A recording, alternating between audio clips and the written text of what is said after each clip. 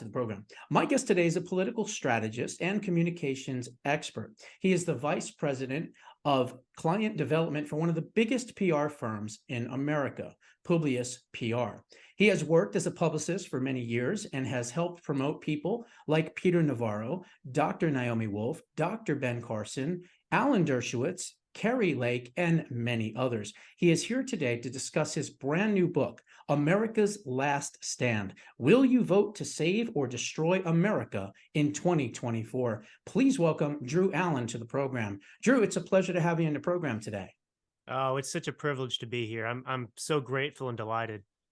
Well, we've worked together in a lot of capacities throughout the years, as well as through AJ and many others. So I'm really happy that you've written a book. And of course, we want to discuss that as well. Now, your book is titled America's Last Stand. I agree with you, as many do as well, that we are clearly at the precipice of a major decision moving forward, of course, but more than just a decision, a new way of life, a new America, if you will. So tell us a little bit more about your book and one of the reasons that you wrote it. Well, I could see the writing on the wall 7-8 months ago, because the premise of my book essentially is that we're going to see a likely rematch in 2024 between Trump and Biden, or some other Democrat who they're going to plug in at the last minute. So I acknowledge that, but I've long understood the candidate's going to be Donald Trump. And I wanted to write something because we face a couple of challenges, I should say, going towards the 2024 election. Now, if you look at polling and you believe polling, I think it matches up with reality. Things are so bad right now under the Biden administration. There's no reason that Trump wouldn't be ahead of him in polling at this point. So that makes sense. But there are a couple groups, many people in this country that I wanted to address, because it really is imperative that in 2024, when it comes down to it, Americans vote to reelect Donald Trump over any Democrat who might be running against him. And this is a unique situation. People need to use their rational brains and try and dismiss a lot of the hysteria and emotional outbursts from the media that are, of course, intended to override, to short circuit your brains and free thought, because we've actually lived under a Biden administration, and we've all lived, every American's lived under the Trump administration. And one of the points I make in the book is, in one chapter of many, is remember that debate. There was only one debate between Reagan and Jimmy Carter, but during that debate, Reagan, of course, looked into the camera and he asked the American people, are you better off today than you were 4 years ago? And obviously the answer was no, we're not better off. And people voted overwhelmingly for Reagan. Now, I don't expect to have that kind of landslide in 2024. I mean, we should, honestly, if people were being honest with themselves and really cared about their country and their posterity. But no American can objectively say they're better off in using any metric under Biden than Trump. And so that alone, if you were just using rational thought, should be enough to convince people. But of course, I get into other things too. That's not enough for people. But I wanted to give people kind of a political Bible, because the way I see it, we've got a year, and it's your job. It's my job. It's people that don't have shows, that aren't even in this kind of political world, if you will. That's just a layman. We've got to be activists, if you will. And it's our duty to talk to our fellow citizens, even those people that we've not been friendly with for a long time after 2020, because they said, you voted for Trump, you're a Nazi, I'm not talking. We've got to reach out to those people, and we've got to make the arguments, whether it's pragmatically, whether it's emotional. We've got to get to them and make sure that they understand what's at stake and that they do the right thing in 2024. Well, look, I would agree with you. One thing that I would say is that I do agree with the fact that I don't believe Biden is going to be the nominee. I believe that they're going to sleepwalk the American people into thinking that Biden is indeed the nominee, and they'll go to, the convention. And I think at that point, they're going to make sure that he doesn't have enough superdelegates, enough delegates in general, and then they're going to start putting other people up as a vote. And I think it could be possibly Gruesome Newsom, or who knows, maybe even Big Mike. But I don't think it's going to be Biden at all. I really don't. That's one thing I wanted to say. The other thing is that we already know what the strategy is of the left. It's really simple. They have nothing to run on. They've done nothing but illegal wars that we can't win. They've threatened Russia, which is a nuclear power. They left 14,000 Americans in Afghanistan. They've done all of these horrific things, high gas prices, inflation. I could go on and on and on. So what do they have? They have the one thing that is, in my opinion, the Republican Party's Achilles heel: abortion. And that's what they're going to do. They're going to drive that home. They're going to scare the living daylights out of women voters to say that, you're going to be having, back alley abortions with hangers if Republicans are elected. Okay. That's going to be the scare tactic, number one. The other part of that, the way that I see it, is that they're going to continue to say that Trump is going to be a dictator and that he is going to execute his political enemies. As a matter of fact, that idiot Dan Goldman, said that just the other day. And he said that we have to eliminate Trump. And then, of course, Scarborough also said that he thinks that they're going to execute, their political enemies. And this is the scare tactics that we are up against. So I hope that the GOP and the RNC are ready to combat this, because they have got to combat this. They've got to explain that, look, if God forbid Democrats win, you're going to have HR 1. They're going to federalize the elections. You're going to have the Equality Act, which has nothing to do with equality. You're going to have high taxes again, because the tax breaks from Trump run out in 2025. You're going to have the death tax. Republicans need to get around the fact that the Democrats are going to destroy America worse than they already have if, God forbid, they are allowed another term. And so we've got to be guerrilla warfare here. This is it. This is the final stand, just as your book states. Yeah. And it's, it's not hyperbole either. I'm not that kind of guy. I mean what I'm saying, and I make the points, I think, pretty articulately. Obviously, over the last few elections, we've said, many on our side have said, this is the most important election of your lifetime. And that may very well have been true. I think it has been true that it's been the most important. But the way I see 2024, it's not just an election. It's not just an important election. It is an inflection point in American history. And to me, it's as significant as the Civil War, and it's as significant as the American Revolution. To me, this is the third major test. And the difference, of course, is that we seek to use peaceful means of voting to save the country. This isn't a violent effort by anybody on our part. And what's scary is that peaceful means is what the Democrats are trying to take away from us by their unprecedented prosecution and persecution, totally lawless and baseless, of Donald Trump.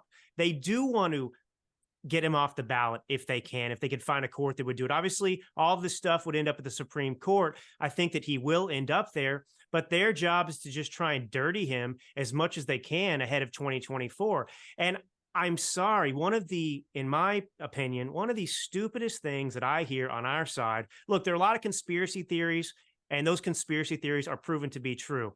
But this weird idea that from people that really, the never Trumpers, even on our side, although they're not really on our side anymore, they sound like the Lincoln Project. But, they're saying, oh yeah, the Democrats are doing this to help Trump. They're prosecuting him to help Trump because they want to ensure that he's the nominee. And it's like, guys, where were you in 2016 on? Were they trying to ensure that Trump was successful when they came up with the Trump-Russia collusion coup? Were they trying to help Trump in the future when they did the quid pro quo fake impeachment? I mean, it just blows my mind. And one of the things I'm concerned about is, to be quite frank, is what a lot of the leaders of the DeSantis movement now, what they've pivoted to is they talk about Trump in such a way. One, they bastardize his record. They misconstrue what happened. And because DeSantis's success in trying to steal the nomination or win the nomination, take it away from Trump, depends upon, of course, people turning their back on Donald Trump. And so my biggest complaint with the DeSantis campaign that we need to deal with, and we need to just put an end to when this comes to an end after Iowa or New Hampshire, when DeSantis doesn't win and it's finally over, is this attitude that, the DeSantis campaign will not talk about the severity of the situation in America and what they've done to Trump in the terms that we're talking about, which is important for any leader to discuss who wants to be a leader of this country, because it helps Trump. It victimizes Trump. And that's the one thing that bothers me. He won't come out and say, he'll say, oh, well, one, the polls say Trump can win, and we know he can win. Have you seen anything like this, Josh? The left doesn't do this. We have good news. We have reason to support a juggernaut of a candidate who can win, who got 7+ million more votes in 2020 than he did in 2016. He's not a loser. And we are trying to make up excuses not to run him. Yeah, it's pretty insane. And look, I mean, I spoke with Mike Lindell and some of his forensic team, and on election night, that victory was 425 electoral votes to 118. And then they stopped the counting. And that's when they stole the election, point blank, pulling out suitcases, cars dropping off ballots in the middle of the night, fractional votes in the machines. I mean, you name it. And so, yes, here's the thing about Trump. President Trump had his election stolen from him. Anybody can see that. Hell, Stevie Wonder could see that, okay? So that's the bottom line. So these other has-beens and people that are running against him, it's almost like an assault, because he's already had it stolen. They should get behind him and figure out ways to make sure that it's not going to be stolen again, instead of twisting the knife in his back as he turns around, because that's what the Republican Party did. Now, I've talked to lots of people in the Republican Party and a lot of activists, and I said as well back as 2021, January of 2021, that what they did to President Trump was so horrific and so bad, and how they abandoned him completely and they stabbed him in the back. Why would he go out, even in 2022, and support these candidates? He should have started a brand new party. He could have called it the Patriot Party. That would have went over, ideological lines, if you will. He would have had 50 million people immediately within the first 30 days, and another 30 million that voted for him in the next 90 days. We would not have had the situation in 2022 with Kerry Lake being stolen, Tudor Dixon being stolen, Oz being stolen. I mean, the red wave that wasn't, because again, they stole many of those races as well. If we can't get election integrity, then we are going to have a major problem after 2024. So, and we've tried, states have tried. You have illegitimate governors like Katie Hobbs in Arizona. You have other people that, refuse to sign on to legislation, and they killed these bills and they vetoed them and things like that. So we're still stuck in those same positions as we were. And one of the things that I asked some of the people close to Trump was, look, what is different from 2020 and 2022 that will then be different from 2024, that is going to allow President Trump to fairly win a general election? And none of those folks can really say what that is. Now, we've seen the polling. The polling looks phenomenal. It looks great. You would think so, right? Especially how bad things are. But does that even really matter? That's the question that we have to figure out. Now, I've said 40 and 25, 40% Hispanic vote, 25% Black vote. That would basically take away the Democrats' base of support. And right now it's at 22% and it's at 42%. So he has the numbers. And if he has the numbers, now we have to protect the potential future steal. And how do you do that? Well, I think the folks that stole the election from Trump in the 6 states and the inner cities of those states, they now have to say that my life is no longer as good as it once was. I regret that I helped steal this election for Biden, and now I'm going to protect the vote for President Trump. We have to make sure that those folks are activated and engaged in this process, because they're going to continue to try to steal it. If you didn't stop us once in 2020, you didn't stop us in 2022, why on earth would we change course? You're not going to stop us in 2024. The left has become emboldened, in my opinion. Yeah, well, it's interesting because one of the kind of theories I had posited in the past too about the reason the Democrats really fear a rematch between Trump and Biden is because without the cover of COVID and the ability to just have the same scenario set up that they did in 2020 that was unprecedented, which allowed them to cheat on a, because I want to say something else. Democrats have been cheating for decades. It's not new that they do this in the cities. It's not new, but never on a scale like this. Okay. And so if they can't turn out the same kind of theft that they did in 2020 and 2024 in a rematch, hypothetical rematch between Trump, what are they going to say when Joe Biden gets 70 million votes, or I'm just making it up, but they say he got 81, 82 million, whatever, million votes, the most of any. Oh yeah, people were just that disappointed in 2024 that they didn't show up like they did in 20. So I think that's one of the things too. But I get this. I like your tone about all this because it's honest. It does bring up a very serious problem that we have to deal with, but you're also not discouraging people to the point where you tell them just stay at home. It doesn't matter, because that's something we cannot. If you want to have that attitude, I say wait until after 2024, please. But we have to show up in such overwhelming numbers that we can. I mean, it's sad, it's unfair, but that's the reality. We have to have such an overwhelming victory that there's nothing they can do. And part of that is what you're talking about. And that's why I say, I didn't write this book just for people that think like we do. I mean, I did write it to give people kind of a historical basis, some talking points, if you will, more than talking points, a deep understanding, but also to give them conviction, because I call all of us, we're the patriots of 24. Lincoln looked back on the founding fathers and Washington and called them the patriots of 76. And 20 years before the Civil War, he was urging people, look, we can't let the Temple of Liberty fall.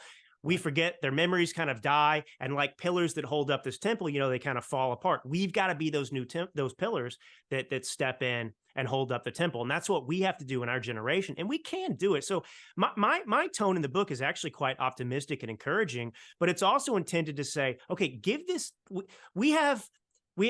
You'll agree with this, I think, but it's like the problem with dealing with anybody who's glued to CNN all the time is that you can't even have a conversation about anything, because one, the information that you actually have, they've never heard of.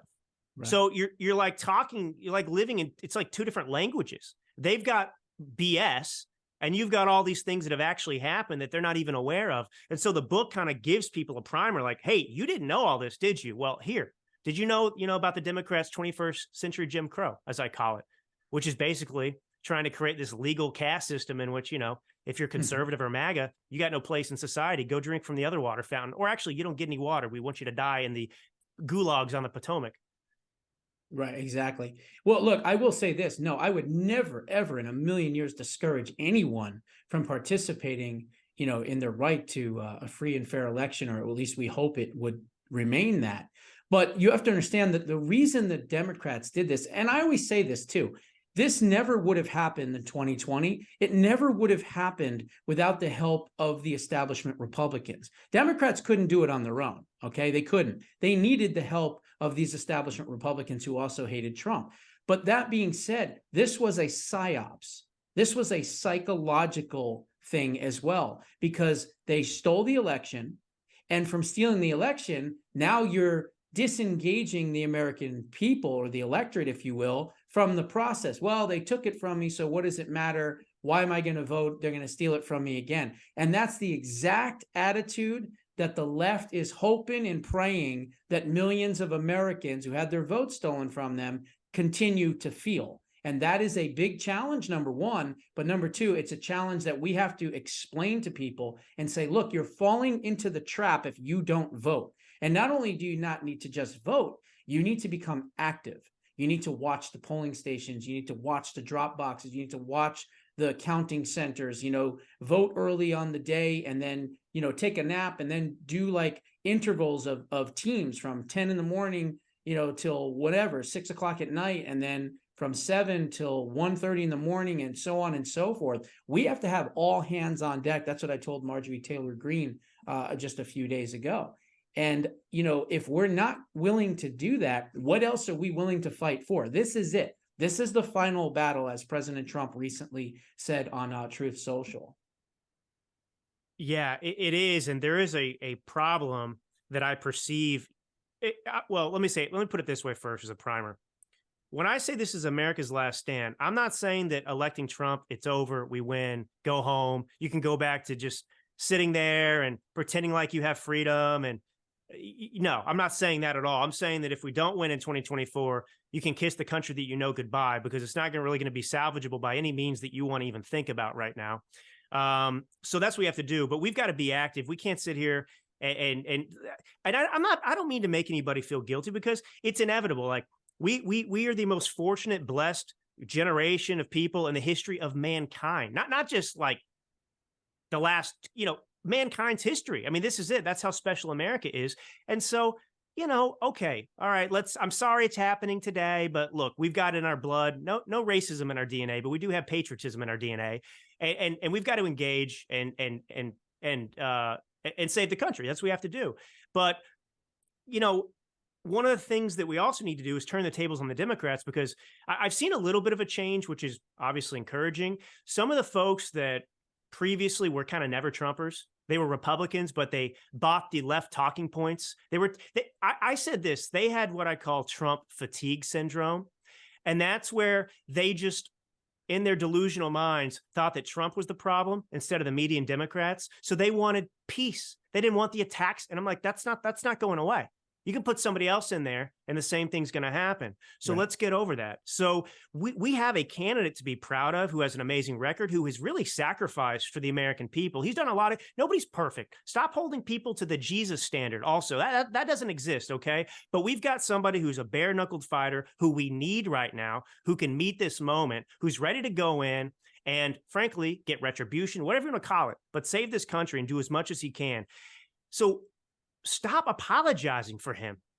When they've got Joe Biden and Democrats who are Marxists, who are destroying the country. I mean, I couldn't tolerate this with people after a while, Josh, like watching them like apologize to Democrats for Trump. Like, oh, I'm sorry. I don't like this either. I don't like that.